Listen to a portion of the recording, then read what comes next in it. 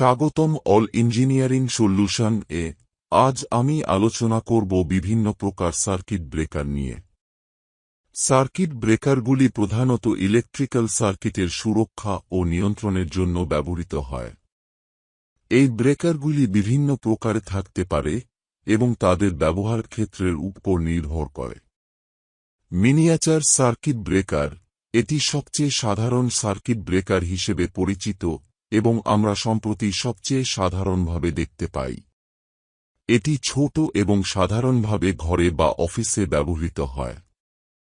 এটি অতিরিক্ত বৈদ্যুতিন তীব্রতা বা লোডের সংঘাতের জন্য স্বয়ংক্রিয়ভাবে ব্যবহার হয়।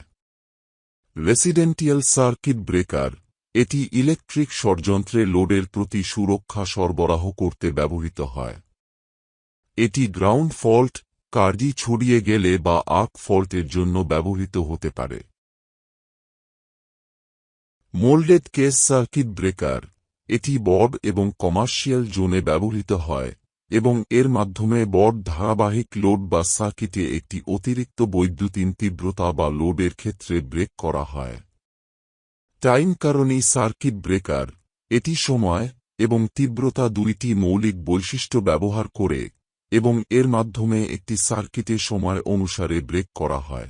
গ্যাস ইনসুলেটেড সার্কিট ব্রেকার, এটি গ্যাস মাধ্যমে তৈরি হয় এবং বৈদ্যুতিন সার্কিটের মধ্যে প্রতিস্থাপন হিসেবে ব্যবহৃত হয়।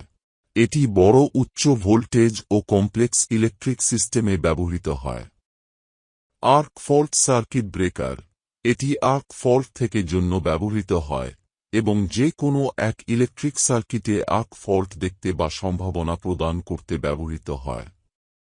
এই সার্কিট ব্রেকারগুলি প্রতিটির বৈশিষ্ট্য এবং ব্যবহারের উপর ভিত্তি করে একই নয় এবং তারা প্রতিটি বিশেষ প্রকারের ইলেকট্রিক্যাল সার্কিটের জন্য তৈরি করা হয়।